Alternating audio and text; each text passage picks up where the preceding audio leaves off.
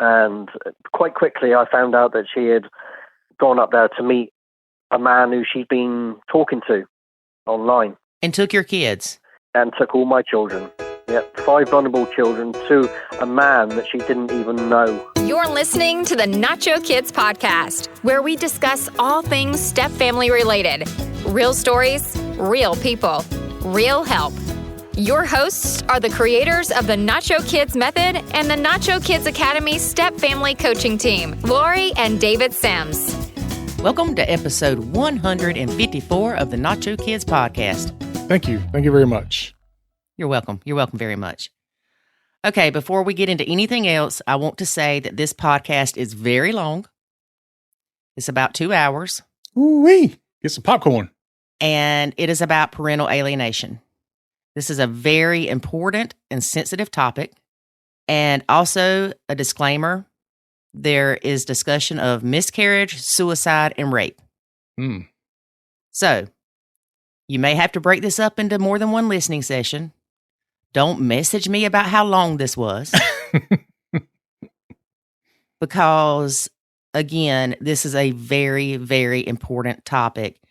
And Justin was kind enough to share his story with us. Yep.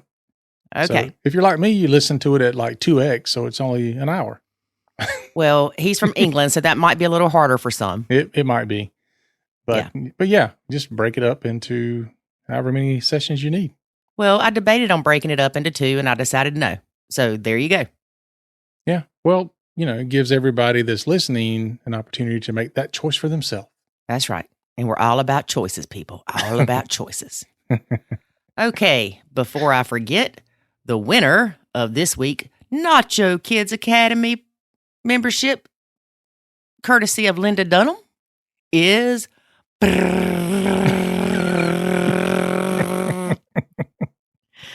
L French. Woohoo, L French. Check your email and we will get you started in a Nacho Kids Academy and better your blend. That's right. Why are you laughing, David? Your drum roll, it's fantastic. Thank you. Thank you very much. I practiced that really hard today. All right. Before we get started with this very short intro, since the podcast is so long, I do want to say that the conference in Fort Worth, Texas that David and I spoke at was great. Mm-hmm. I had a very good time. It was nice to be able to see these couples and to talk to them. And it has actually made me more anxious to have a Nacho Kids retreat. Oh, really? Yes. I remember somebody saying, what about like a cruise? That'd be fun. I'm like, oh, here we go with the cruise again. Yeah. A bunch of drunk, unhappy people. I know. That's a great idea. Let's take a bunch of people that are unhappy in their marriages and put them in places with unlimited alcohol and a place to dump the body. Yeah. And I made the joke, 27 bodies thrown over a Carnival cruise ship. I know. Yeah, it would be fun, but maybe could be problematic as well. Right. So we're thinking about that. It won't be this year, more than likely. But anyway. But here's a question I want to throw out to the listeners, though.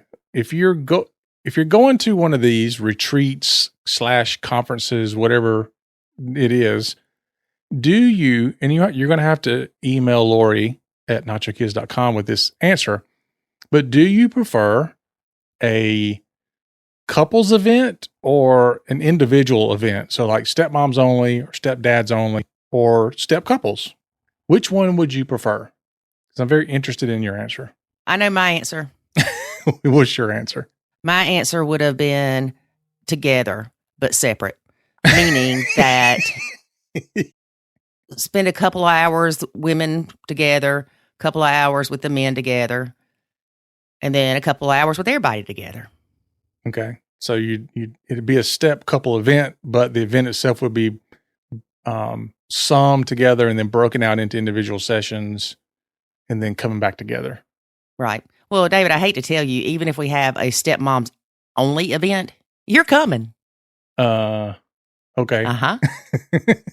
You can just wear pink. Oh, okay. Okay. All right. But All anyway, right. yeah, let us know. I'd be interested as we do plan something. It'll help us out to understand what you guys want. Mm-hmm. Because we know what you guys need. Yeah. All right. As I mentioned earlier, our guest today is Justin. He is in the UK, and he has experienced parental alienation by his ex-wife. Mm-hmm. This is a tragic story that happens way too often, not just in the UK, not just in the USA, but all over the world. Mm-hmm. Hopefully, we will see a change in the family court system in our lifetime. Okay. Hopefully, yes. All right. I'm not going to talk much because I want y'all to hear this from Justin. All right. Okay. But before we get into the interview, I do want to remind everybody that there is the Nacho Kids Academy where you And it's awesome. That's right. We've had some people recently find Nacho Kids because every single day there are new people finding it. Some people don't know that there is a Nacho Kids Academy, a place where you can go and you can get tons of resources. There's courses, there's coaching calls, there's challenges. It's all there. So go check it out at nachokidsacademy.com. All right, here we go. Today we have bio dad Justin. Hey, Justin, how are you? I'm very well, thank you, Lori. How are you? Good. Thank you very much for being a guest on our podcast to talk to us about some of the things that you've experienced. That's no problem. No problem at all. So tell us a little bit about your background. You were in a relationship, you had kids. What happened? Yeah. So, yes, I met my ex-wife now, 20 years ago, and we got married within a year, and we had our first child, who's now 20, of course. He was born autistic, and then we sort of carried on with it and had more children, ended up having 5. Oh, goodness. And then, yeah, always kind of wanted a big family. And yeah, everything seemed great. And then as time went on, things started to go pretty bad. She then had affairs. It just really, really got horrendous for the children and myself. Yeah, she had affairs, not just one. But again, I suppose I just fighting to keep it together for the children. Mm-hmm. And it was pretty hard. She then ended up getting pregnant by somebody else. Her own family ended up telling me. So of course, I confronted her about this. And again, she sort of begged me to stay. And I said that the baby should, through her mistakes, the baby should come into this world, and I will bring that child up. And it just really, Laurie, it just got horrendous. Sorry, I just need to take a deep breath here. You're fine. Take your time. Thank you. So I came home one day and I literally just taken the children off to school. I came back and she had said that she had had a miscarriage. So she sort of went back to bed to rest and everything. And then her phone rang and it came up. It was the doctor. So the doctor, I just spoke to the doctor because it was a family doctor. Mm-hmm. So I spoke to the doctor, and the first thing he said was, "How is she?" So I was like, "Oh, well, yeah, she's miscarried," and his response was, "So the tablets worked." I didn't know anything about any tablets, so again, she wasn't truthful about it. And there's so much involved. The last 5 years was just so toxic, Laurie, so toxic. It's just lies after lies after lies. And I'm sure, people have said, "Why did you stay?" I stayed because for the children, I wanted the family to be together. Right. Because it's so devastating for the children when families separate. And, I know what I went through when my parents separated when I was 7 years old. It was hard. I didn't want my children to experience that. Some people say I was wrong for staying, but anyway, so it then came to the point. We discussed things, and she said that she wanted to move on, and I said, well, the children will stay with me, because there was lots of things that I've seen with her. Her parenting skills wasn't that great, mm-hmm. Should I say? So I ended up taking the children to school, as I always did, because my ex-wife didn't drive. So I took my children to school on the May the 6th, 2016, and off they went.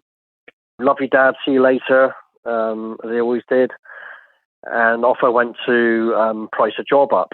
And it was about an hour later, I got a phone call from the two schools that my children were attending to say that your wife's been in and removed the children.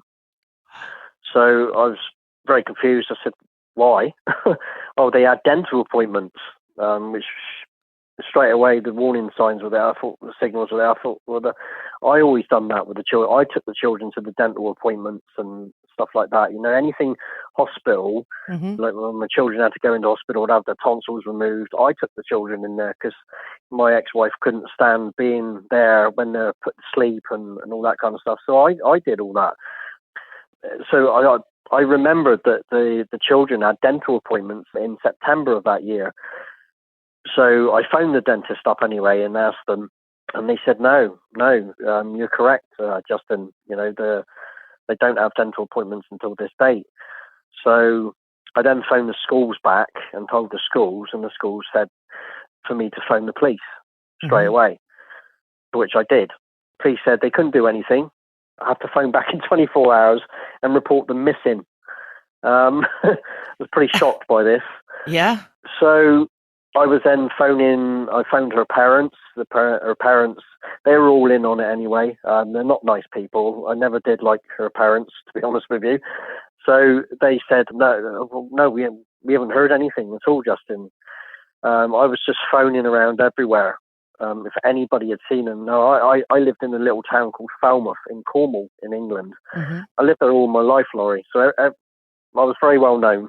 Everybody knew me. Right. And so nobody had seen them or anything. So that evening, I then get a phone call from my ex-wife's father saying Sarah's in Middlesbrough, which is 500 miles from my hometown. And quite quickly, I found out that she had gone up there to meet a man who she'd been talking to online. And took your kids. And took all my children. Yep, 5 vulnerable children to a man that she didn't even know. So I called the police again. The police tracked her down. The police just said, your children are safe. Oh my God. I was just absolutely in a mess, Laurie, as you can imagine. Right. So it was just horrendous. So I went back to my house, which was horrible. So always hearing the children in the house, and it was just so silent. And I just broke down, literally broke down. People started to find out what was happening. And I just kind of just turned my phone off. I disconnected from everybody. So it was just my way of dealing with it. So that night, the following day, as you can imagine, I didn't sleep that night. Yeah. I had phoned social services, who are not nice people in this country. And they said that they will get hold of, they weren't even bothered, to be honest with you. They had other things, like I said, they just weren't interested. It was shocking. And I was begging them to speak to my wife and for them to bring the children home back to what they're familiar with and what they know. They just did nothing. And by this point, I just broke down. I did a very silly thing and I attempted to take my life. Oh. So I hung myself.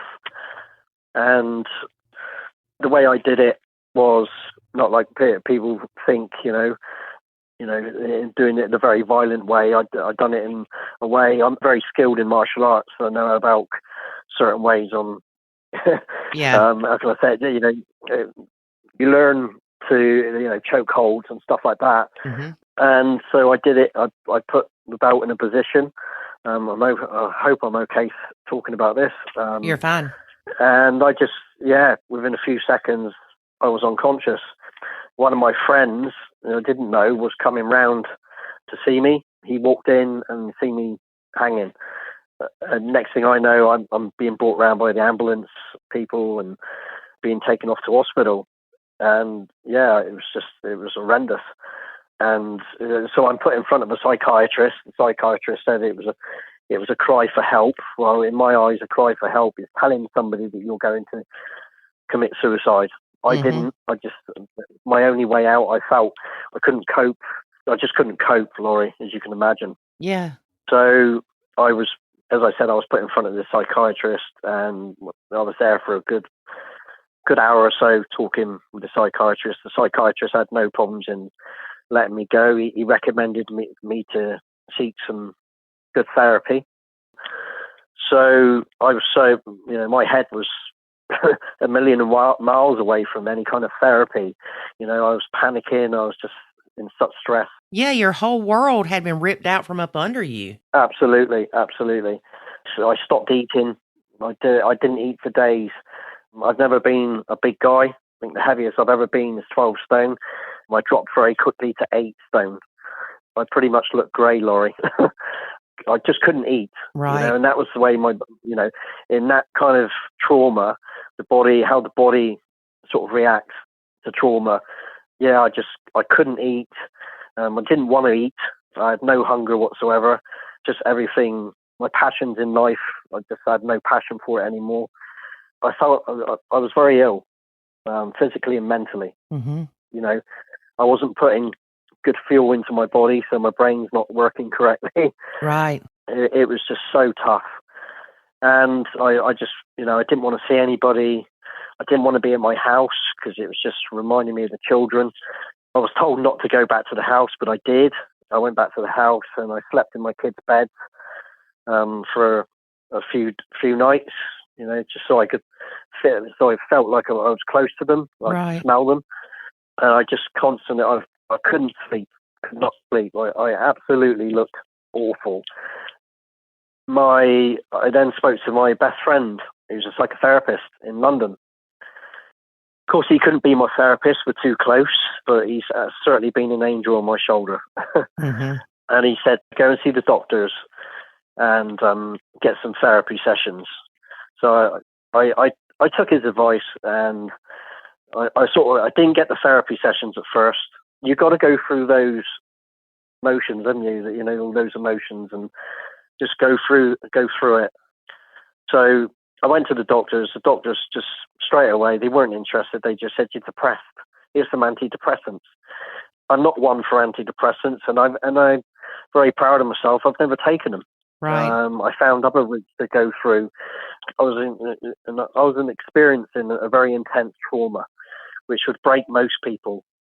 So he gave me some sleeping tablets because I refused the antidepressants. The sleeping tablets didn't even work. Just nothing was working. So the next line that I went down was to turn to drink. And I've never been a drinker, Laurie, ever. But I started off drinking 1 bottle of red wine a night. And then it ended up 2 bottles of red wine. And then it went to 3 bottles. Oh, gosh. Yeah, it was, I wasn't eating. Still wasn't eating. I think the first thing I tried to eat was a tin of soup. And that just made me feel really sick. Mm-hmm. And I just kept drinking and drinking. I'd pass out, I'd wake up, I'd drink more. And then one night, I woke up in a pool of sick. Mm. So to me, that was a massive warning sign to stop. And yeah, I sort of just knocked it on the head. It was like, right, stop it. This is just not the right thing to do. Right. So I continued to talk to my friend in London, and he said, you've got to get this into the courts. I couldn't afford a solicitor. I wasn't working then. I couldn't go to work. Didn't want to go anywhere. So I pulled myself together. I went to the family courts, and you pay a £250 application fee to the courts. And I put it on. It was an emergency that I wanted to see a judge straight away. Mm-hmm. I was very lucky that day because usually they don't do it, but they allowed me into the courtroom. I looked a mess. I've been drinking for a good good while, I suppose, and I wasn't eating. And I think the judge just took one look at me. I couldn't get my words out to the judge, just saying, "Why are you here? Why are you here?" It wasn't very professional at all. And that's all I've experienced of the family courts in this country. So unprofessional. So in the end, I managed to get my words out, and he then got social services involved, and all these reports started to come through. He then ordered my ex-wife to court. She didn't turn up. She started playing the victim, which happens a lot in this country. There is no legal aid system for men. Domestic abuse doesn't happen to men in this country. It only happens to women. We know that's not true. yeah, don't we? So the judge had ordered for a court hearing in 2 months' time. So then there's another 2 months now without seeing or hearing from my children or anything. And the court hearing, because my wife was 500 miles away, the court hearings had to where she was. Okay. So I then had to start driving 500 miles there and also another 500 miles back for a 20-minute court hearing. Gosh. Which I did. I did every single time. So I went up for this first court hearing. I was really starting to try to get myself together again. In this time, sorry, I know that I will miss things in this, but I had lost my home by this point. So I bought a caravan, Laurie, to live in. And I put this caravan on a holiday site. It was a very much cheaper way to live. Mm-hmm. And it was okay for me at that point in my life to get where I needed to get. I was climbing on a ladder. So I went up to this court hearing. They ordered contact. And for me to be supervised, they always do this in this country. You have to be supervised. There was never any police called to my house or anything like that. The children were always in school. Everything was okay with the children. Nothing to anything to why I had to be supervised with my children. I was at my children's births with all of them. I was there. I brought them up. I did everything I could to be a good parent to my children. So I wasn't happy about this being supervised. So I then had to drive home 500 miles and then go back up in, I think it was September, October time for my first time with my children. I had a Thursday with them for 2 hours. Social services were there to write all their reports. And then I had another 2 hours the next day. Mm-hmm. It was such an emotional time for my children and myself. Just to see them walk in through the doors after that time of not seeing them. Well, my children just broke down in tears. Mm-hmm. And of course I did. And it was really funny. It's strange. This is typical of our social service system in this country. Very uneducated.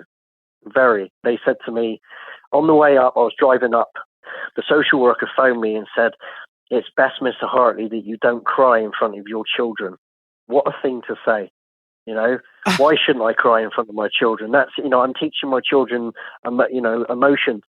And you're so glad to see them. How can you control that? Yeah, you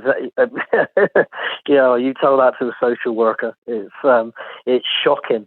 Yeah, and then if you wouldn't have had any emotion, they would have said, "Oh, he showed no emotion seeing his kids after so long." Yeah, exactly. And that's probably the road that they want to play in. Well, I've done so much research into the family courts in this country. Also, I never use a family court solicitor. They don't care about your children. All they care about is money. They will bleed you dry. Mm-hmm. You won't get any results. No results whatsoever. So I've seen the children, got plenty of video footage for me to take home. My children were absolutely over the moon to see me. How long had it been since you had seen them at this point? It was about 4 months. Okay. It was about 4 months. Okay. My daughter, she was a daddy's girl. You couldn't separate us. But when the boys came in, they just threw themselves at me. Even my little boy Elijah said then, just looked at me and was like, opened his arms out and said, "Daddy," like that, because I was so worried he would forget me. Right. I was told by all my family, he won't forget you. Trust me, he will not forget you. But when you're going through all that, the loss, that grieving process, the trauma, I think you just see negatives all the time, and I couldn't stop crying with them. Mm-hmm. Of course, the social workers are there. They're watching what's their reactions, my reactions, and what we're saying to each other. So I had given my 3 oldest the mobile phone so they could call me and speak to me. Mm-hmm. The social worker then looked up and says, "They can't have them. They're not allowed to speak to you because there's court orders in place, and we've got to go through this process in the family courts. I'm fighting for custody of my children." I just knew that my ex-wife would alienate them from me, Mm-hmm. and I needed to get them. Even though I know what I know now, that my ex-wife is a sociopath, I'm now qualified in psychotherapy. I've seen all the behaviours that links to a sociopath, narcissist. So the first 2 meetings went really well, but my daughter was very off with me at first. She asked me why I was lying about mummy. Now, during my 18 months custody case over my children, I never once ever said anything bad about my ex-wife to my children, because in my eyes, that makes me as bad as her. Right. It's just abuse. So after those 2 meetings with the children, I then went home, and I just really struggled. I sort of just sat in my caravan that I bought and just kept watching videos over and over and over of my time with the children. Mm-hmm. I suppose it was helping me now I look back at it.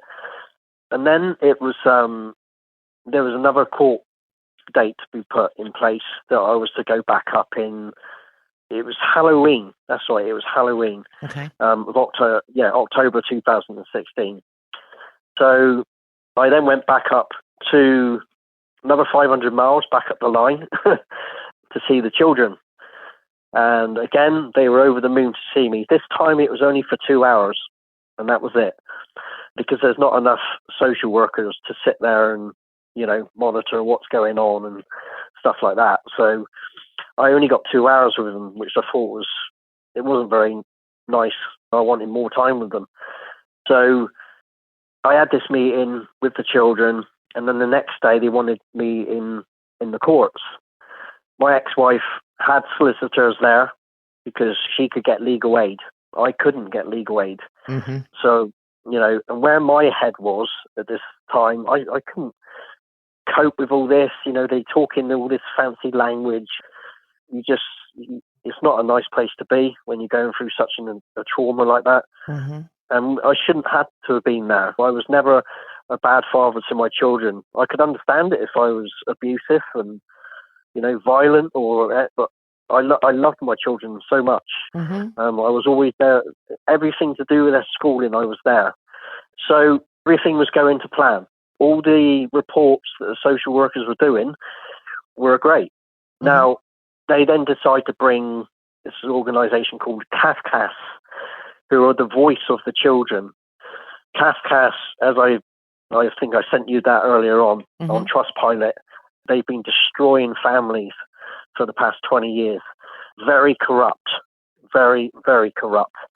So the children are appointed a guardian from this organization called CAFCAS, Family Court Advisors. And wow, what can I say about these people? So uneducated. They write psychology reports on the children. They're not qualified in psychology. Mm-hmm. And the reports are terrible. They call it a Section 7. And it's just, they're not good. They're not good at all. So this guardian becomes involved. We continue all the contact. And this custody case went on for 18 months, Laurie. Mm-hmm. And in the end, I start to get unsupervised contact. So I travel up to Middlesbrough again where my children are, and I see them for one whole day to meet in a park. and I get to spend the whole day in the park with my children on my own. We had an amazing day. I absolutely enjoyed every second of it, well as my children did. Then there's a date set for the final hearing. Fathers never get custody of the children, but I did everything I could. But in this country, it doesn't happen. It's very, very rare that will happen. So the judge ordered telephone contact once every 2 weeks for 1 hour. And that's 1 hour to talk to all 5 children. And I am to drive all the way to Middlesbrough to see my children every 6 weeks on school holidays. So as you can imagine, I was not happy about this at all. Right. So the judge also said that I could have the children on the next summer holidays down where I live, which would be great for the children to come home and see their friends. So I got that as well, which I was really happy with. Now, my oldest son, as I said, he's autistic. He could be very challenging at times. And he decided to bully his younger brother. And I don't stand for that. So he was took to one side and he was spoken to about this during this time that he was down with us. And it was because really he wasn't getting what he wanted. I wanted him to come out with me. He wanted to stay and play the Xbox, you know. I didn't want him, you know. Every moment was precious to all of us. We had a great holiday. I took the children home. The reports were put in. The Cascas spoke to the children. The children said we had an amazing time. Can't wait to see Dad again. Everything else. 2 weeks later, my son, my autistic son, then says that he attacked me during this chat that we had, and he punched me in the face, Laurie. This is what he told. He was telling them that you attacked him. No, he attacked me. Oh, he was okay. And he punched me in the face, which was absolutely untrue. Straight away, my ex-wife's parents, the mother. I'm sorry, I'm starting to track off, and I'll come to that in a minute. But the lies started to come, as my ex-wife is a pathological liar, being a sociopath, and so she's now teaching my children to lie because she was taught to lie by her parents. Those same patterns continue. So even the social worker said, "Well, why wasn't this brought up 2 weeks ago? Because when your dad brought you home, you were all very happy." Then Brandon and my daughter said, "We don't want to see our dad anymore." This was 2 weeks after they already said that they can't wait to see me again. So this absolutely broke me. It really, really broke me. I was devastated because I had done everything. I didn't agree with the family court system whatsoever, but I had to go along with it. Yeah. So then because of that, which would have come from the family court's solicitors, this is what you do now. You know, I've read so much about what the solicitors get up to. I don't know if you ever heard over here, they're called Mackenzie friends. They're not allowed to speak in the family courts. They're allowed in there to give you advice, and they're studying family law. Okay. And they don't charge you very much at all. And Mackenzie friends are there because they want to fight the family court system, because they've had relatives destroyed by the family courts. And this lady was absolutely fantastic with me. So that was the last time now I've seen my oldest son and my daughter. So I then had to continue visitations in Middlesbrough for so long. Anyway, one day I'm there and I decide we could go out of the centre with this support worker. And it was pretty good timing, actually, that I had my phone out recording my 3 younger ones. So my son Maddox looks up to me and he said, now the support worker stood right next to me when he says this. He says, Dad, he said, Granddad said that you're a really bad man and I should tell social services that I don't want to see you anymore. Okay? So I just said to my son Maddox, I said, please, Maddox, I said, don't take any notice of what he said there. I said, just keep coming and seeing me, Maddox. And I then pointed the phone at the support worker and I said, did you just hear that? And he said, yes, I did, Mr. Harley. And don't worry, that will be in my reports. Mm-hmm. It's psychological abuse. So I was absolutely blown away by this, what my son had said. So I'd then gone home to wait for the next visit. On the next visit, my son Maddox didn't want to... No, sorry. Yes, he did show on that visit. Now, my children adored their granny, my mum. Mm-hmm. Absolutely, as you do. You love your grandparents. Before I went up there, I said to this social worker, this new social worker who became involved, I said, I want to bring my mum up. She wants to see the children. Oh, well, I'll have to talk to your wife about that. So anyway, I get a phone call the next day to say that none of the children want to see their grandmother. What? Very confused by this. Yeah. Yeah. You know, they were being abused, psychologically abused, manipulated. So I said, this is not right, to the social worker. I said, my children adored their grandmother. Why would they not want to see her? They said, well, I'm sorry, but that's what the children are saying. They're not properly looking into why the children are saying these things, Mm-hmm. you know. I then get this next visit and I go up there to the children. I see the children again. I'm filming the children, and I said to my son Maddox, I said, why didn't you want to speak to see your nanny? And he shrugged his shoulders, and he couldn't even look at me. He said, oh, I was bored. That's what he said. I just thought, wow. Mm-hmm. You could see all the parental alienation behaviors.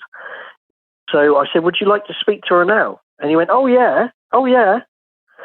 So this was a time I'd taken lots of presents up to the kids, because I think it was my other son's birthday at the time. But I always took other things up for the other children because I didn't want them to feel a bit left out or anything. So they were so happy to speak to their nanny. They really were. Mm-hmm. So I said to the children straight away, I said, I'm just going to pop into the other room a minute and just finish off speaking to your nanny. I said, I'll be back in a second. I was gone for a minute. I then come back into the room and all their stuff's being bagged up and my children are crying. So I said to the support worker, I said, what's going on? Why are my children upset? Why are they crying? The support worker said, I've spoken to the support social services and they've advised me to remove the children from you. Why? Because they've spoken to their grandmother. I'm sorry, but that's what I've been told to do, so I have to do that. And he's really trying to get my children away from me really quickly. It was not nice at all for my children, especially my two youngest, not so much Maddox, but the two youngest were crying their eyes out. And he's just saying, come on, like that, to get them away from me. And my son, both my two youngest, are holding on to me. You know, I've had to get down on my knees and they're crying, saying, I want to stay with you, Dad. I just said, I love you very much. I said, but you've got to do what this man is saying at the minute. And it was just horrible, Laurie, absolutely horrible. My children, my ex-wife, she doesn't care, being a sociopath, no empathy. She doesn't care what she's done to the children. It's all about her. There was no need for any of this. So sadly, that was the last time I seen my children. And that was 4 years ago since that happened. What? So, yep. So, no, this is the reason why. So then I've come home absolutely devastated. I'm seeing, I know there's so much to say and I know I'm going to miss bits out, but I'm also seeing a psychotherapist at this point, trying to help me go through this grieving process that I'm having to go through, learning to manage my thoughts a bit better. I'm not drinking anymore. I'm feeling a bit better in myself. Right. So I had left my hometown at this point because I couldn't cope with living there, because I was just reminded, no matter where I went, was of my children. Right. And I couldn't cope, so I moved away. Not very far, only about 10 miles, but it was away from the town. Right. So my best friend, psychotherapist in London, said, right now you need to be by yourself, experience that loneliness. I couldn't understand what he meant by that at that time when he was saying all this to me at the early stages of when the children first went, but I sure understand it now. So going back to the visitations, my friends in Falmouth, who in my hometown, very, very supportive. And they said to me, would you like to come down for a barbecue? So I thought, right, okay, there's 3 years of therapy. It wasn't 3 years by that point, sorry. I'd only been seeing my psychotherapist for a year or so. But I was learning to cope with that little bit better. So, every time I went to my friends in Falmouth, in my hometown, I could feel those emotions building. But I was coping with it. I was learning to manage it. So I said to my friends, I'll go to the supermarket and get some stuff for the barbecue. So off I went. Now, as I pulled up in the car park to get into the supermarket, my car door flew open. It was the police. And very aggressively, they dragged me out of my car and handcuffed me. I just didn't know what was going on. So I said, well, what's happening? What's going on? They said, Mr. Hartley, we're arresting you for making threats to kill your ex-wife. What? I thought, oh my God, here we go. Yeah, I thought, here we go. This is what they do in this country. They make false allegations. Because the custody case had come to an end, her legal aid has stopped. So, of course, the solicitor would have said to my ex-wife, say this or say that. That way, we'll get the legal aid. The legal aid will continue. The solicitor will continue to get paid. So anyway, I kind of laughed at this. So I was like, oh, here we go. More lies. So they took me to the local police station. They then said, would you like a duty solicitor, which is free? And I said, no. I said, I don't want a solicitor. I said, because I've done nothing wrong. You need evidence, and there is no evidence. They took my phone because she said that I'd been texting her, making these threats, which was just rubbish.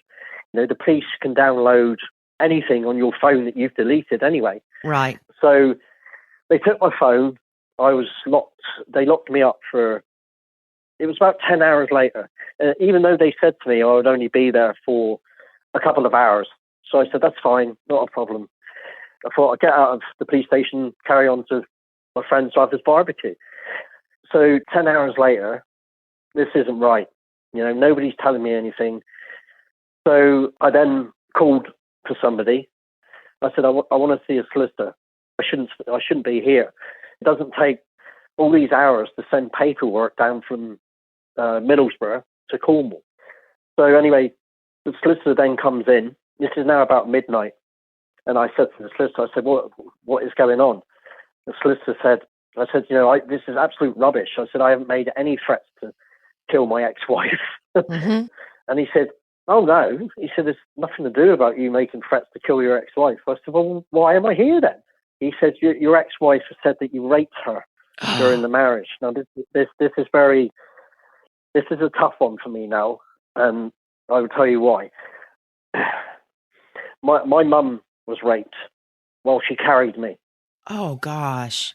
My mum went into such a shock at the stages of pregnancy with me that I was then born in 1973, and back then this condition wasn't very well. It was very rare, and I was born at 8.5 pounds, which is a good weight. 2 years later, I weighed 16 pounds. So they kind of knew that something straight away. Social services think that my mum isn't feeding me. Right. But I was still. I had a lot of problems with my bladder and my bowels, which continued right through my school years until I was 17 years old. But anyway, so they took me into hospital and started doing tests on me.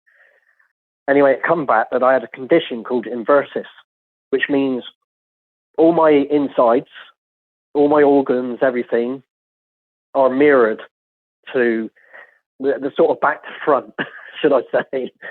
Right, they're backwards. Yeah, pretty much, yeah. And at the time, in 1973, there was only another 2 people in the whole of England like me.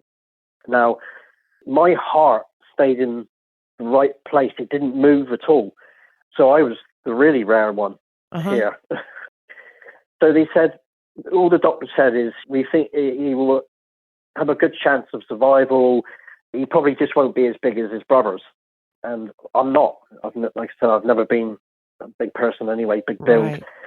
So during my school years, I didn't stop wetting the bed until I was 17. I would be in school. I would just, how can I say this on this show? Just poo myself all the time. Right. You had no control. No control. No control whatsoever. No. I was wearing nappies in school. And it was, I was bullied. Yeah. I was picked on and laughed at. And oh, that's horrible. Yeah. It wasn't nice. And the kids' playground can be a snake pit sometimes, but you sort of it's just part of me. It's just how I just got on with it. So this allegation that she made, absolutely. Now I'm now trying to get my life on track and continue my life now without my children, and wow, this just really did it to me. Right. It just, yeah. And then you start to think, why? I'm just going to drink again, but I didn't. I knew that these are thoughts that are coming, and I was learning so much in my therapy about myself, who I am as a person, and I found psychotherapy really, really fantastic. Mm-hmm. So this is also a tactic that the family court solicitors use to claim the legal aid again, so they get paid, and also gives the chance for the mother to alienate the children. Because while the investigation goes on, I'm now not allowed to see my children anymore because right. I could be a dangerous man, even though there's never any reports whatsoever of violence with me and nothing. And this just broke me. It was, wow. It was, and again, the sociopath has no empathy. Now, my ex-wife knows what happened to my mum. Right. And if she had any empathy whatsoever, she should have said to that solicitor, oh, no, I can't do that. Now, again, Laurie, if this was true, if this did happen, why did she not bring that up the first instant when I took her to court for the custody case? Right. Why did she not bring it up as the reason why she left? No, exactly. Nothing. And now when I've questioned these so-called professional people, social services and CAFCAS, they just did nothing. They watched this video of my son saying what he said, okay? Mm-hmm. And there was nothing. They said, well, that doesn't prove parental alienation, does it, Mr. Hartley? A grown man is saying to a 12-year-old boy who's very emotional at this point in time, your dad's a really bad man, blah, blah, blah. Well, this man knew what his daughter is all about, Right. It's just absolutely shocking. So for 18 months now, I'm not allowed to see my children while the investigation carries on over me. So I'm not guilty of this at all. With the British justice system, you don't know what could come of it. I'm still going to worry about it. Right. So anyway, 18 months later, the case gets dropped because there's no evidence. There's no evidence because it never happened. Why didn't she go to the police straight away if this happens? It's just lies. My ex-wife just lives a life of lies. And of course, there's no repercussions for her. No, not at all. Falsely accusing you. No, I can't press charges against her at all, And I understand that this does happen, Laurie. Mm-hmm. I feel for anybody that happens to.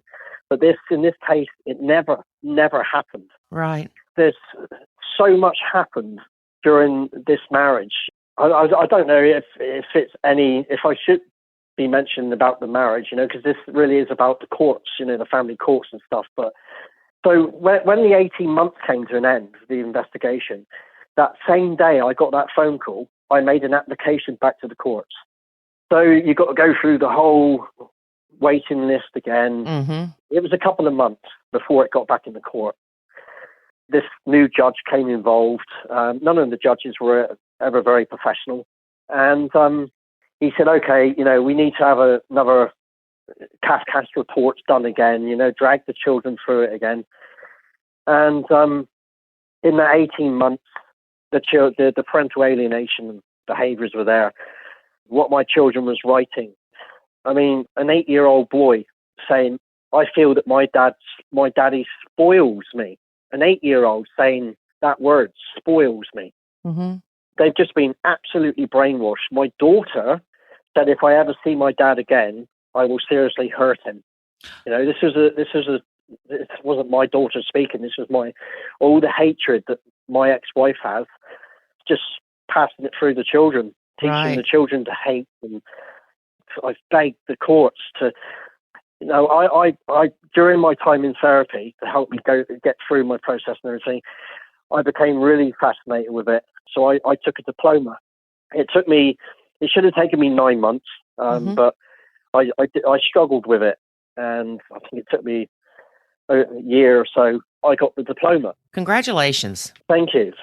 I'm actually very proud because I've never achieved much in my life, and I was just to go. Even my friend in London, Kevin, said, wow, the fact that you've gone through this.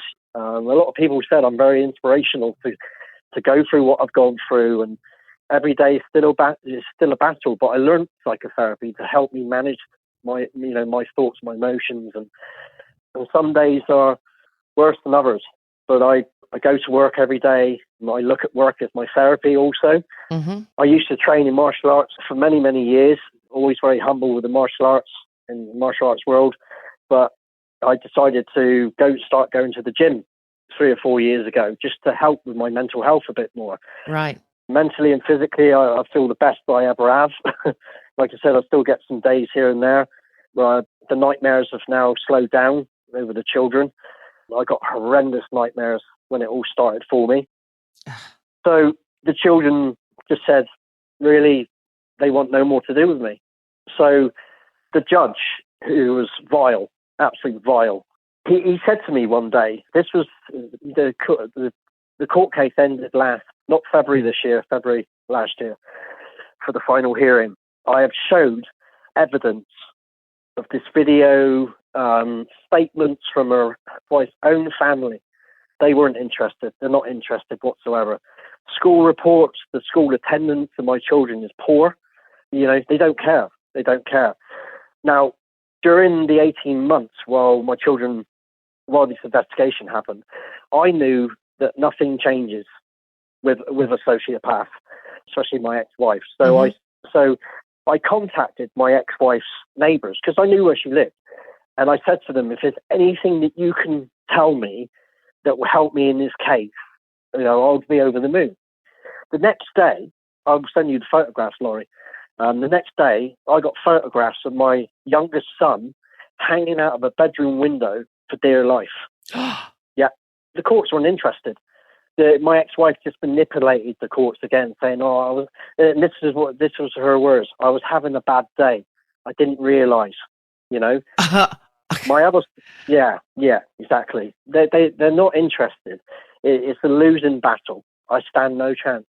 Now, as I said, all the way through these cases that I've gone through, as you can imagine, I've become frustrated. You can't show frustration in a family court. No, you can't. Nope. Because then that means you're out of control. Yeah, exactly. They'll use that against you, So this judge then looked up to me and said, Mr. Hartley, it shocks me that you say that you're a psychotherapist, even though I've showed him that I've showed him evidence that I'm qualified. He says, and I said, oh, really? I said, why is that then? So he said, because of the way that you're acting. This man has no idea. If this man had experienced the trauma that I had gone through and all the people lying, and sorry, that's just something else that's come up there. One of the social workers sat in the courtroom, Laurie, okay, in front of this judge, even though I had evidence in front of me in black and white to back me up. This social worker sat there with her practice manager behind her and said, Mr. Hartley has missed appointments with the children and it's become quite emotional for the children. And I just looked at the social worker thinking, you absolute liar.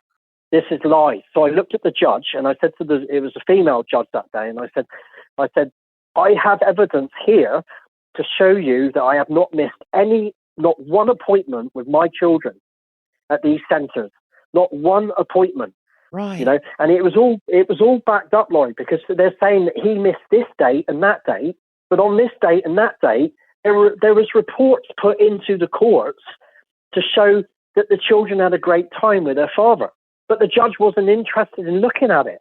It's that they took the social worker's word for it, which they do a lot in this country, and just threw it out of court. So they're just giving the social worker way too much weight. Oh, yeah. It's like, no, I'll believe this person, Mr. Hartley. I don't believe you. And when I've got it, I'm holding this evidence up in my hand, waving at her, just say, please, look at these report dates. Right. Not interested, Mr. Hartley. That's what they do. That's exactly what they do. And I was absolutely blown away. Now, going back to the judge in February last year, when he said to me that it shocks me that you say you're a psychotherapist, you know, I'm only human, Laurie, and we have feelings, and well, just from what I gather, is this judge has no feelings. I get it that they can't become emotionally attached to people and stuff, and they're there to do a job, but the system they're following is so out of date. It's unbelievable. Right, and their feelings impact their decisions. Absolutely.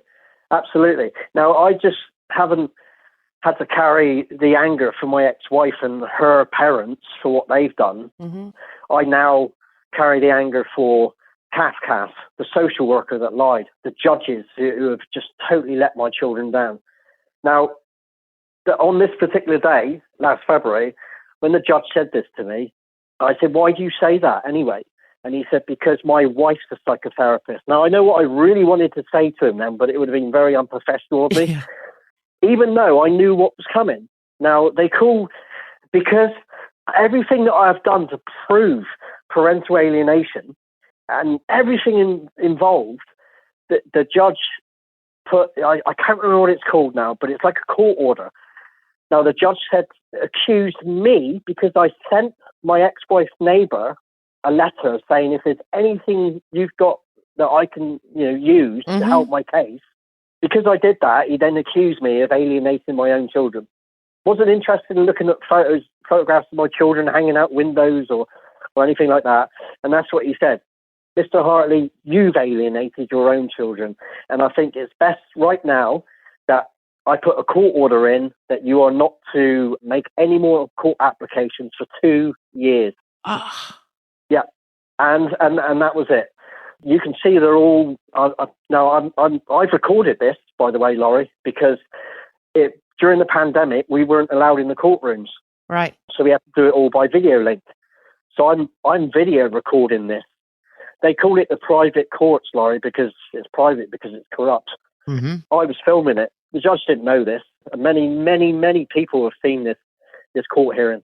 And he just kicked me out of my children's lives for the next 2 years. I've got another year yet, just under a year, before I can make another court application. And then it goes straight, when I make the court application, it goes straight back to the same judge again. This judge is not a nice man at all. I don't ever want to speak to him or certainly ever want to see him. And it's like I said to him, so you're now going to remove me from my children's lives and let the abuse continue. And that's that. And I haven't seen or spoken to my children in a very long time. And each day, like I said, some days are harder than others. But I'm very happy that I'm away from that woman. She will never change, ever.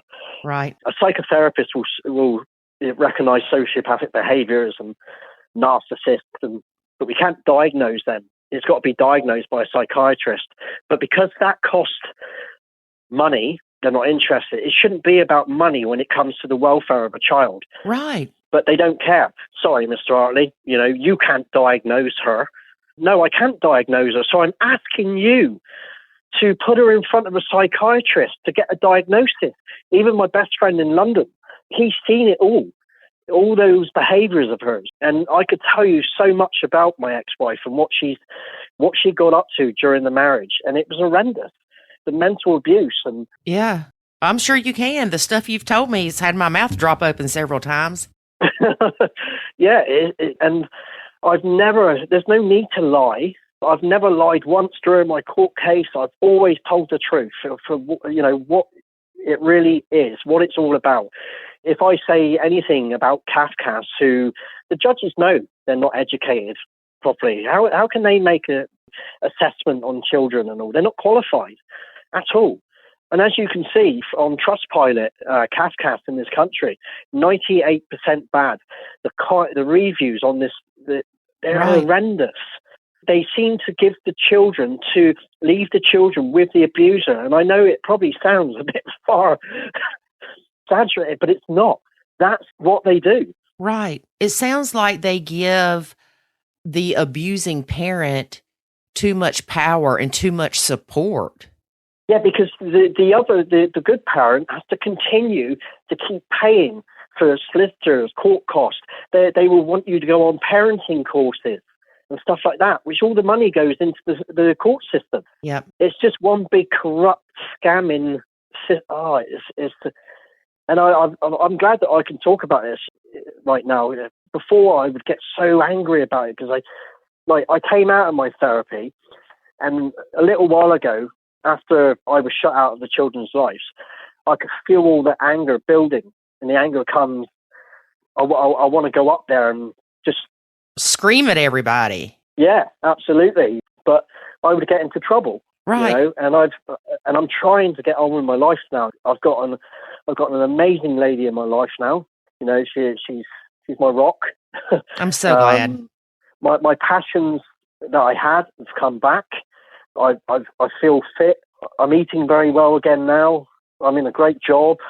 Fit things, but I still there's a massive part of me that's missing, and that's my children. And I will never. And I know when I go back next year to make another application, it's going to trigger things off for me again.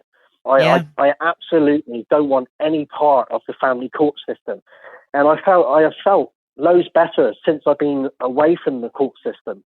But they're my children, and I have to go back to it. And it's going to be a long time. They're just going to continue to write. They've been psychologically abused, manipulated. They're just going to keep saying they don't want to see me.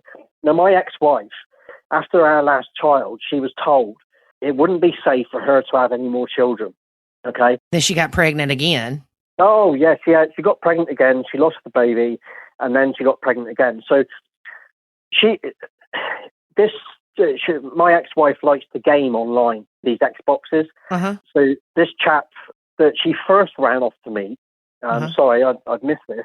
He had actually emailed me, found me on Facebook and messaged me 6 weeks later and said, "Hi, Justin, I know I'm not probably the one that you want to speak to, but I need to tell you a few things. I'm so-and-so.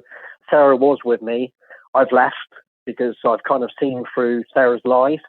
She said that you were very abusive towards the children, and I knocked the children about. I was very violent towards her as well.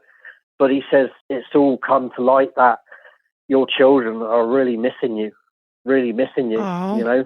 So I wish you all the best, Justin, in the courts and everything else." And that was that. So, of course, I used that message. But the courts just said, well, I could have got anybody to do that. That or he's disgruntled ex. Oh, yeah. No, the thing is, Laurie, quite a few years back now, I then get this message from this young girl called Rebecca. Really, really nice person. She's from London in England. And she said that her partner had disappeared one night. He had ran off, jumped on a coach, traveled a couple of 100 miles, and walked into my children's lives. He could have been anybody. This man. But no, that's acceptable. The courts don't care about that. His father, I know an awful lot about this man who is around my children. His father is a convicted paedophile, for one. my ex-wife said that they'd never even met him, but, she is a pathological liar. And she then gets pregnant by this chap. Now, she's had another child with this bloke. This bloke has 5, 6 children that he has nothing to do with. All he does, he ups and leaves. He gets bored and ups and leaves. Uh-huh. Now, yes, he's been with my ex-partner for quite some time. And the reason being is, in this country, you can claim benefits. So you'll get your rent paid. So the taxpayers, us taxpayers, will pay people to sit on their backsides and do nothing. My ex-wife will get her rent paid for her council tax paid for her. She will get benefits for the children. Yeah, that happens here too. Right, okay. She probably gets about £2,000 a month. Yeah. Okay, that's not including all the rent paid for her. And then she still, I never had a problem in paying for my children. But then she gets the child support agency onto me for me to pay for my children. Yeah, even though I know that money doesn't go to my children, right. But they are my children. But I absolutely detest this woman now, and I think it will be, if ever, the my anger that I carry for this woman, because there is no need for any of this mess. No, really, no need. I'm glad that she is out of my life. All I wanted was a relationship with my children. I know a lot about parental alienation, the damage it can cause, will cause to the children. It's already there. They're already lying. They're saying horrible things. It's just going to lead to other things as they get older, low self-esteem, many, many things. But our family court system, they don't care. The judges, they get paid a lot of money to fail our children. They'll go home every night and not blink an eyelid about it, not knowing that the damage that these people are causing to our children. I've not just in my case, but I've been a massive part of things on Facebook about family court systems, and I've learned a lot about parental alienation, and it's one of the worst forms of child abuse out there. Yes, it is. It really is. Yeah, but they don't care. It's not that it doesn't happen to their children, so they don't care. Right. I don't know when I'll see my children again, and I know when I do see them that it's going to be hard. Yeah. Because all their mother's hatred is going to project onto me through my children. Right. So how old are your kids now, Justin? Brandon is 21. Mia is nearly 18. Maddox is 16. Theo is 10. And Elijah is 8. Okay. So the 18-year-old, that's the daughter, right? That's Mia, yeah. Yeah. And she's the one that you were really close to. Oh, yeah, I was very close to all of them, but Mia especially, Daddy's little girl, and we went everywhere together, everywhere. But she is somebody very different now. Have you tried to reach out to her on Facebook or? No. Of course I've looked for them. They would be under different names because they're being manipulated by their mother. Right. And it's easily done to a child. What I do have is an Instagram account. My Facebook account is very private, but my Instagram account is very open to everybody. There's no privacy settings on that, and I've kept it at that because I'm hoping, when they become adults and the brain starts to rewire, they're going to see things on my Instagram about parental alienation, about a lot about the family court system, and I think it'll be triggers for them to go, hang on a minute, this is exactly what mum's done. Right. Maybe it's wrong for me to do that. I don't know, but they need to know. And when my children do come to me, Laurie, all I'm going to do is say to them, here's the case file, take it away and make your own minds up. Because in this case file, you can see that it's absolutely so wrong on every account. Yeah. Whatever decision you make. Right. Don't hate your mum. She is your mum out at the end of the day, even though she's not a good mum. I wouldn't say that to the children. She's not a good mum, but she is their mum. They love her. Is there a way that you can request for a different judge? The chances of that, especially because if I make another application next February, it then goes back in front of Judge Reed. Sorry, I'm going to say his name. And then he will want to take that case. You can go through some sort of system apparently, and they can make decisions or whatever. But if they feel that Judge Reed is fit enough to take the case, the chances of it happening is very slim. Right. Very slim. I stand no chance. And I have done everything possible and everything by the book, as I should have done. I've been very honest right throughout my case. You lose. Do y'all have the appeal process there where, say, you could appeal this judge's ruling? Yeah, I've tried that.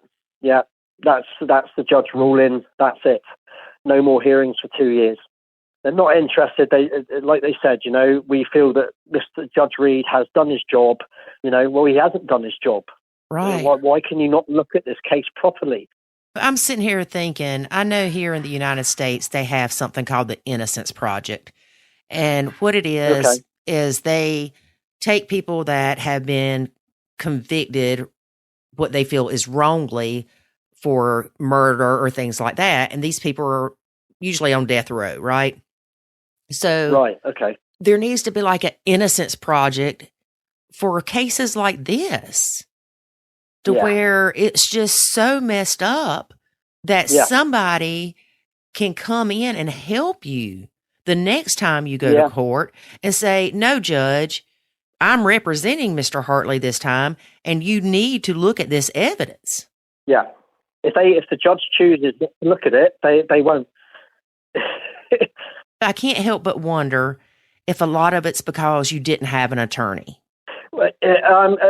Many people have said that. Many people have said that to me, Laurie. Now, here I've seen it go both ways. I've seen some judges that are really lenient when someone represents themselves. And I've seen other judges that are, oh, no, you didn't follow the courtroom etiquette or whatever, so get out of my face. Yeah, exactly. And that's what this lady, this Mackenzie friends, as they're called, right, said to me about it. They're you're not very professional, are you? You should have a solicitor here. Well, I can't afford a solicitor. Right. I really can. They cost thousands. I'm here. I'm having to represent myself while I'm going through all this loss and trauma, and I can't get my words out in the courtroom. But that shows weakness. Right. Yeah. The court system should be more user friendly. Yeah, absolutely. A lot easier for people to represent themselves and not have to fork over all this money. I mean, I've been in the family court system. My son's 17. I've been in the family court system for 17 years. And I've seen it. Now, honestly, Justin, I'll be honest with you. It has always been in my favor. The rulings have always been in my favor. My ex has had to pay some of my attorney fees, if not all of them. But I still see how messed up these family court systems are. Yeah. For instance, if something happens, say the child is claiming abuse, you shouldn't have to go get an attorney to go to court to get the child from having to go back to that parent. You should be able to go to court yourself and say, look, my baby is telling me that their bio mom or their bio dad, whoever, is abusing them. And then it should be looked into, not, we'll just send the kid back to see what happens. Yeah. Oh, God. It's crazy. And I don't know about there, but the judges and the attorneys, they're all buddy-buddy. There's this. Oh, very much so. Yep. Good old boy system between the attorneys. They'll, quote, fight each other in court, but then they go out drinking later and talk about crap they shouldn't be talking about your case. Yeah. Yeah, exactly. It should be confidential, and I'm sure they do that, really do.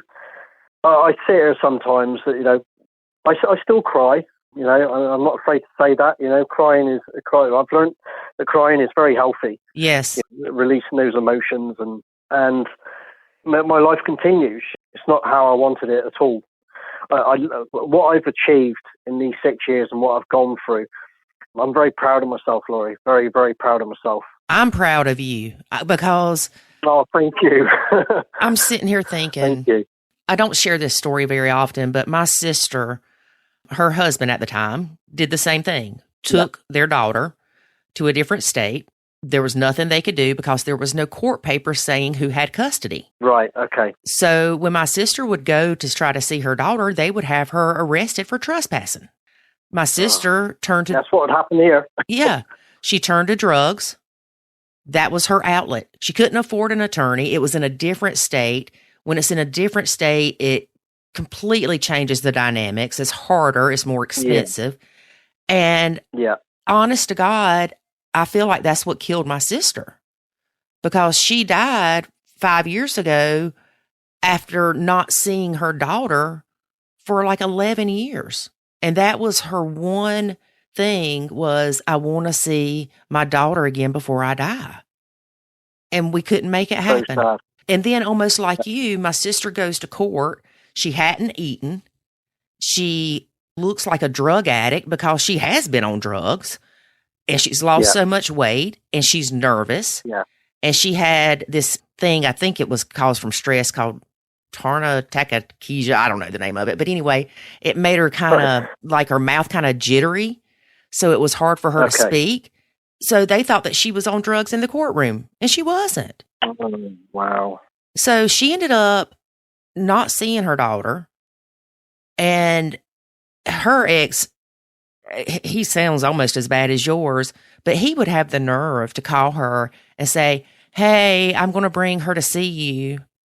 And my sister would get so excited and would go take the little bit of money she had, because she was on disability at this point, and go to the dollar store and buy her daughter something and get dressed up, and he would never show up. Well, he would call her and say, oh, we're 10 minutes away. He wasn't anywhere near here. Oh, my God. He's a psychopath, too. Yeah. I hope karma reaches him one day. I really do. I believe in karma. That's so sad. It is. So sad. Brought tears in my eyes. Yeah. As you're telling your story, number one, my heart goes out to you, because I saw what that did to my sister. And like I said, I firmly believe that that's what killed her. It took a while, but it killed her. I am so proud of you for reaching out. I mean, I know in the beginning you just wanted out of the world, which is understandable. I mean, it's definitely understandable. But it's the way to, at that point in time of that shock and that trauma, that's the way to deal with it. I can't deal with this. I need out.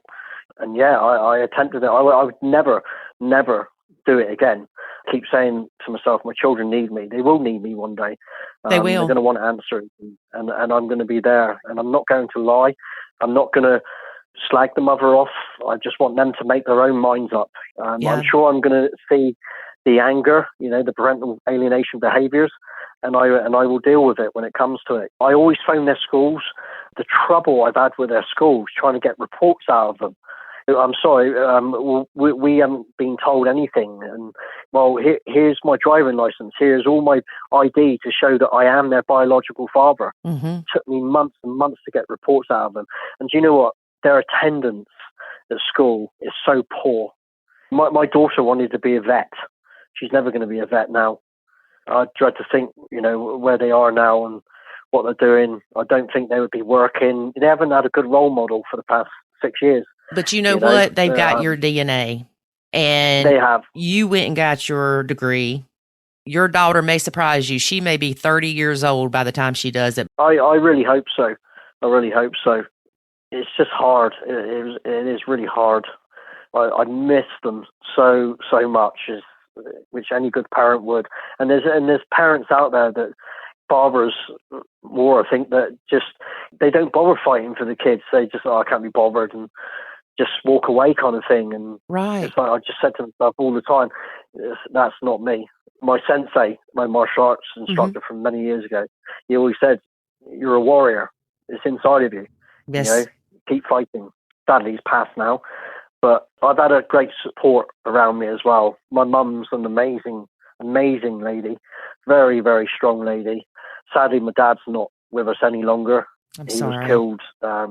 I was in a car accident with my father 32 years ago now, and drink driver killed my father. I ended up with horrendous injuries, but I survived to tell her to see another day. So wow, yeah, it's been a tough tough good few years, and I've just got to keep going. And I even know when the next day's coming, when it's not going to be such a good day. I can feel it the day before. Yes. So straight away, I start to use the techniques that I've learned in psychotherapy to, right, okay, I acknowledge these emotions are coming, and I will deal with them.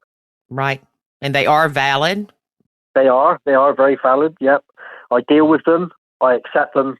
It's a part of me, and I kind of wish them on with good energy, even though sometimes the thoughts are quite negative.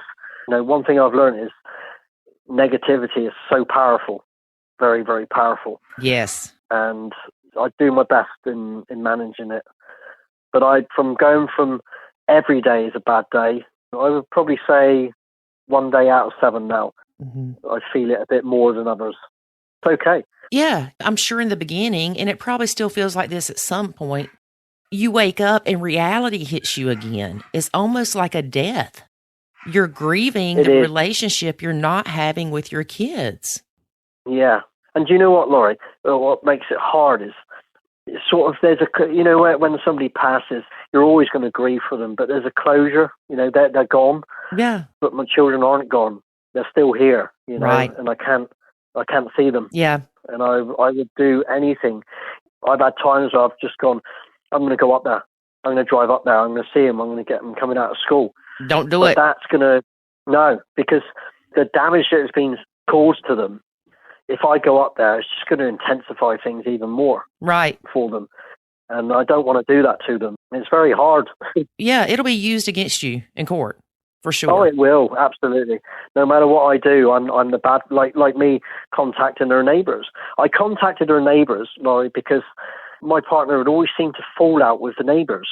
My friends stopped coming around in the end. There's so much that I've missed. I will tell you this one thing, Laurie, that will really, really shock you. When I met my ex-wife, she used to go to this coven, they call it Wicca or something, some sort of religion. Wiccan. Yes, sorry, that's it. And I didn't know too much about it. I didn't really take much notice of it, to be honest with you. So anyway, I've come home from work one day, and there's this man sat in my sitting room. Straight away, sometimes you see somebody and there's something not quite right there, and they've got this horrible energy about them. You get that feeling. Yeah, and I just kind of like walked, because my ex-wife was in the kitchen, so you walk through the living room into the kitchen area, and he was just sat there, and I said hello to him, and I walked in and into the kitchen. I said to my partner, I said, "Who's that?" And she said, "Oh, that's my high priestess, T." So I went, "Oh, right, okay." I left it at that, and then a few weeks passes, I then come home again, and he's there again, and he's very focused on my daughter. One of my friends was also there at the time, and after this chap left, this Peter, my friend had pulled me to one side, and he said, he says, he's a weirdo. He's a strange bloke. There's been things like people talk about him. So anyway, I spoke to my ex-wife about it, and she went, "Oh, don't be so silly. He's a lovely chap." So I wasn't happy about this, and I said to my ex-wife, I said, "I don't want him in this house anymore. There's something not right about him." I was just told I was overreacting and everything else. Then I come home a couple of months later, and there he is again, sat in my sitting room. And just as I turn around, he says to my daughter, "Oh, Mia, here you go. I bought a dress for you. Go and put it on for me." That's what he said. So I took the dress straight off him, and I said, "Have you got anything for my boys, have you?" And he said, No. He says, "I've just seen this dress in the charity shop, and I thought it would look nice on Mia." So I said, "Sorry." I said, "You can take that back." I said, can I just have a quick word with you?" So I kind of like took him out the front of the house, and I just told him straight. I said, "I don't like you. I never have." And I said, "I never, ever want to see you in my house again." I said, "So go away." What he said, "Well, your wife invited me." And I said, "And I'm uninviting you. Right. So go away." So anyway, a little while passes, and my mate called me up and said, "Have you seen the papers?" I said, "No. Well, no, I never bought the paper." Right. Get the West Britain, which is the local paper in Cornwall kind of thing, what goes on and everything. So anyway, and it was on so I went in the garage and I bought the paper, and it was all over the front page. Peter, he was known as German Pete, being convicted of 32 sexual offences on young children, involved in a murder. I was absolutely, well, you can imagine. And my ex-wife said that this was a nice man. Now, I showed the courts, the family courts, all this as well, all the evidence of this man. Mm-hmm. And my daughter, and of course, my daughter had to be spoken to about him. And my daughter she didn't really say a lot. What she did say, you could hear that she's just being manipulated by the mother. But the evidence was there. He was tried in Crown Court, which is the big courts, and he was convicted, and he was sent to prison for, I think it was 25 years. Wow. So, but the family courts took no notice of it. Yeah, it's just shocking. So many stories I could tell you. My wife she come home one night. There was this guy that she went to school with, and cut a long story short, she come home. She asked if we wanted to go out. I was tired. I said no. I said you going out with your friends and stuff.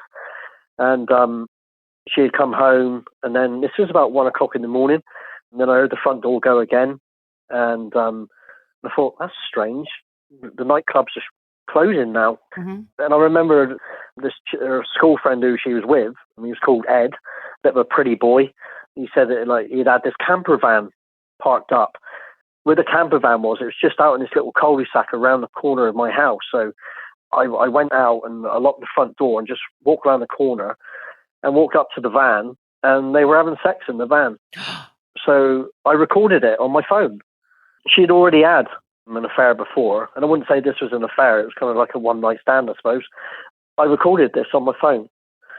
Sort of a couple of days went past. I didn't say anything, and then I just had to confront her about it. And so we were in bed one evening, and I said, did you have a nice time the other night? Oh yeah, I had a great time, blah blah blah.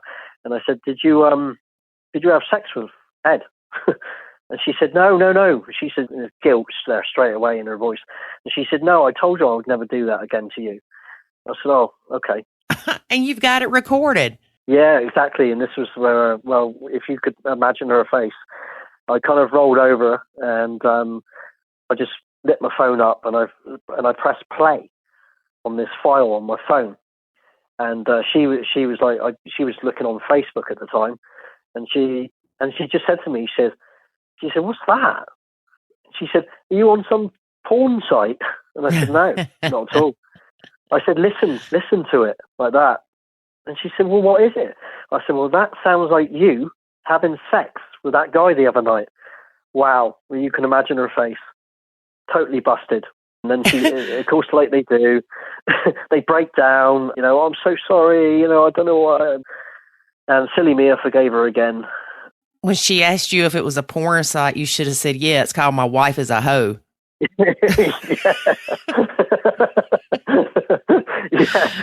Yeah. That's a good one. Oh my gosh. Yeah, and it just wasn't that time. There was a good few times that this happened.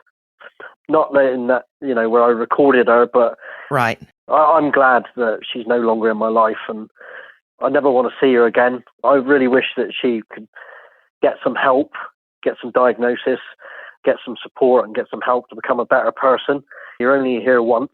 You only live this life once, and she seems to like to up and move all the time because she falls out with people. And it's like I've said, only the scenery will change. Right. You need to change. But sadly, the sociopath that she is, the same patterns. And, when I was saying to you earlier on, Laurie, about she's now teaching my children to lie, my daughter, Laurie, said in one of her, all the reports, all the positive things that she was saying, then she's kept away from me. And then she starts to write things to the judges. She writes to the judge, asking if she can write to the judge. And of course, Cass will say, yeah, of course you can. And she told the judge, now, I lived in my hometown for most of my life. I'm very well known. And she said, she told the judge that she'd seen me holding hands with another woman walking through the town. Come on. I'm very well known in that town. It would have got back to my wife straight away if I had done something like that and somebody had seen me. They don't see that it's just they're being manipulated, but they do. They just don't care. Right. They're very, very different now, and I've very, very much educated myself in parental alienation, and it's very sad, very, very sad. And I really do believe it's one of the worst forms of child abuse. Yeah, I definitely agree with you. Why would you change a child's mind by her teaching from my own ex-wife's own mouth, which is a time I actually believe her. It's quite shocking, but her father is he's a bully. He's very intimidating. He had a bit of a name for himself back in his day. He was, he liked to go out and fight. In my own ex-wife's words was, because her father was he wasn't a nice person at all, and kids get up to and stuff, and the mother protecting the child, but lying to the husband to say, oh no, she wasn't there, she was here. Well, that's teaching that child to lie. Right. And that pattern continues. She's now doing it to my children. Yeah. My daughter's saying that she saw me holding hands with another woman. It's so untrue. And my daughter's going to start to see that as she gets older. Well, I'm sure she does now. She knows that's not true. Why did Mum tell me to say that? My oldest son saying that he punched me in the face. Yeah, where did that come from? Well, that would have, say this, Brandon, say that, Brandon. Just manipulating the children. Right. And I've been so honest, as I always have been, throughout my case, and everything that I've said to you is absolutely God's honest truth. I had no reason to lie. Right. When the children went home after that holiday, the children all said, oh, I had a great time with Dad, can't wait to see him again. And then 2 weeks later, they're saying things totally different. Well, why wasn't that investigated properly by the so-called social workers and CAS officer, the Guardian? Yeah. They just, okay, we'll just rewrite another report then and put that in the court. Yeah. It's horrible. Absolutely. Absolutely. I do have a couple of questions for you. One of them is, how in the world did you record your wife having sex with somebody else and not just bust in the car? You know what? A lot of people has asked me that one. I don't know. I really don't.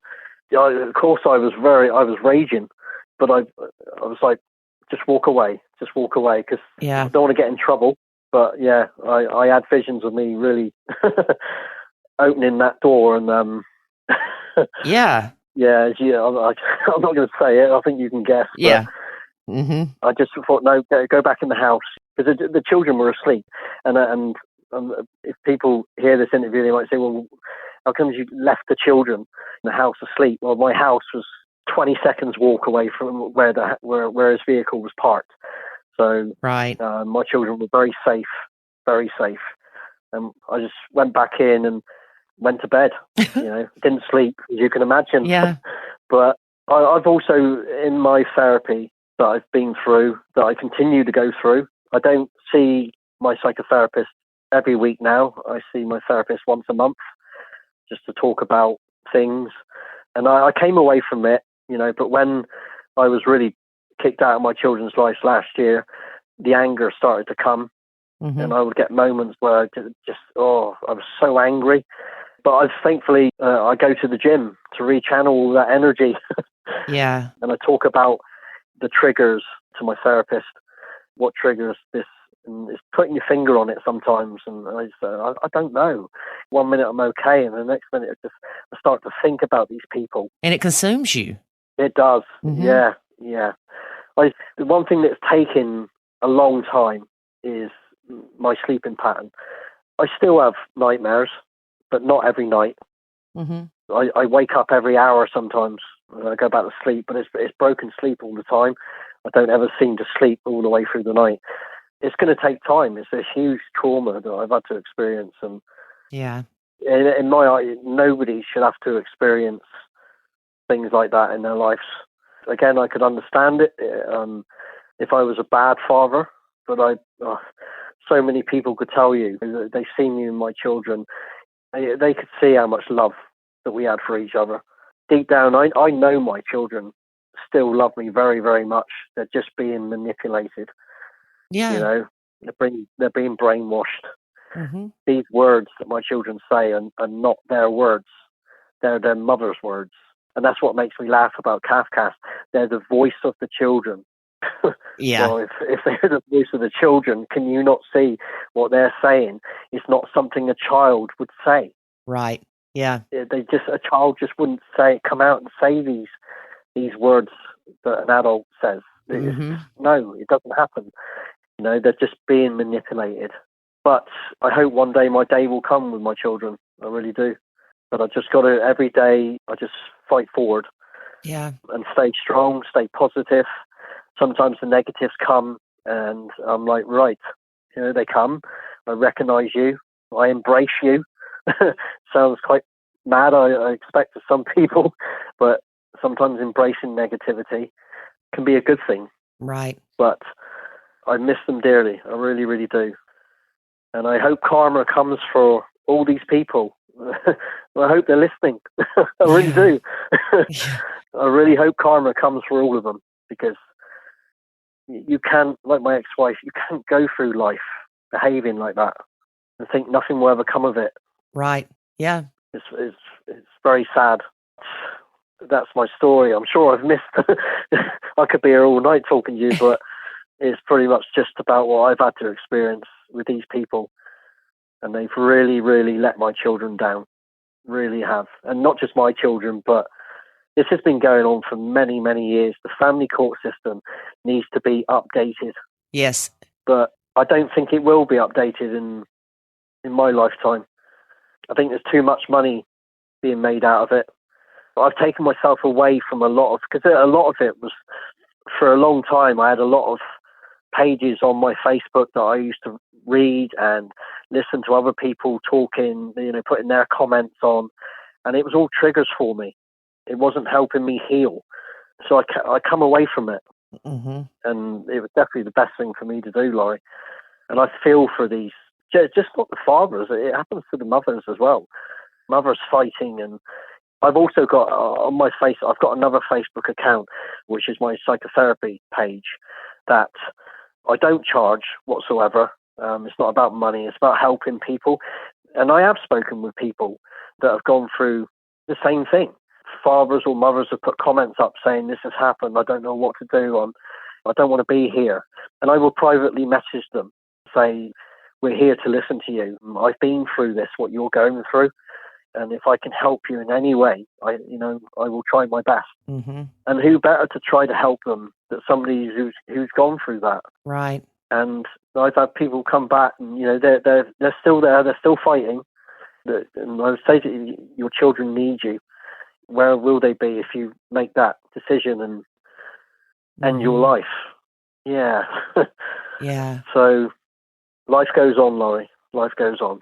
Yeah, it does. Every day, I keep saying to myself, from day one when this all started for me, this is now I've got to start climbing this ladder. And sometimes it feels like you're climbing this ladder, but then you go back down again a bit, and then you come back up, then back down, and then back up. Mm-hmm. I would say I'm 3/4 of the way back up that ladder, and I'm doing okay. Well, like I said before, I am so impressed with how far you have come. Well, thank you. I know many people, I see it in Facebook groups, that the alienated parent does what you try to do in the beginning, and they do commit suicide. Yeah, and I've seen it. Yeah, I've seen it on there. Another life gone. Yeah, it's horrible. Yeah, the family courts destroying families, destroying lives. Yeah. Come on, it's just 2022. Wake up, people. And it's certainly mental health is being recognised a lot more now. And the family courts are really being exposed over here. But nothing changes. Right. We have petitions, 100,000 signatures to be put into the Houses of Parliament, where the government sit and talk all their rubbish like they do. And they go in, and so 100,000 signatures will get this petition into the House of Parliament. And they just brush it under the table. They're not interested. They're just not interested at all. Mm-hmm. I've watched videos of, usually in the House of Parliament, when all the government sit there, there's all these people there, talking rubbish. But when it comes to parental alienation, and I've seen it with my own eyes in the courts, you mention parental alienation to certain judges, they just roll their eyes at you, like to say, Oh, that's it. That again. Mm-hmm. Yeah, that exists. It's real. Yes, it's very real. But they don't care. Yeah. I'm sure they would care if it happened to their children, though. Yeah, you're right. Well, Justin, you mentioned your Facebook page. What's the name of your Facebook page, if you don't mind sharing that? It's just I can send you a link. Okay. It's just literally my name. Just say ACS registered psychotherapist. I will go on to it once a week to see any messages and stuff like that. Because sometimes, I hope one day that I can practice it Right. full time, and especially dealing with people with traumas and stuff like that. As I said, I've been there. I've experienced that. But like my partner says, and also my best friend in London, right now I'm not ready to practice it. You can imagine somebody coming in to a session who's just, experiencing their partner's just left them with all the children, and it's a big trigger for me, and that's why I just take it a little bit at a time when I do talk to people. I can't be there all the time with it. It triggers emotions in me. Yeah, we did that. We actually tried to start this podcast several years before we did, but it was too much of a trigger. I still had healing to do. Yeah, exactly. Yeah. Exactly. And how long does it take to heal?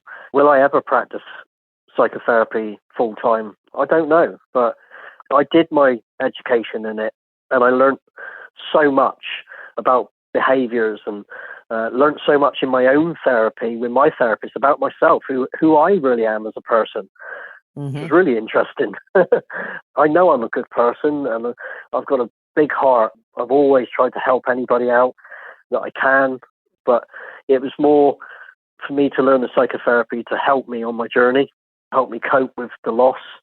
And it has helped me. Mm-hmm. Certainly has. And psychotherapy should be addressed more in the family court system. But no, what they use is psychologists. And I'm sorry, I've come across how psychologists write reports in the family courts, and it's shocking, Laurie. It is absolutely shocking. There's no in-depth reports at all why the children are behaving like this.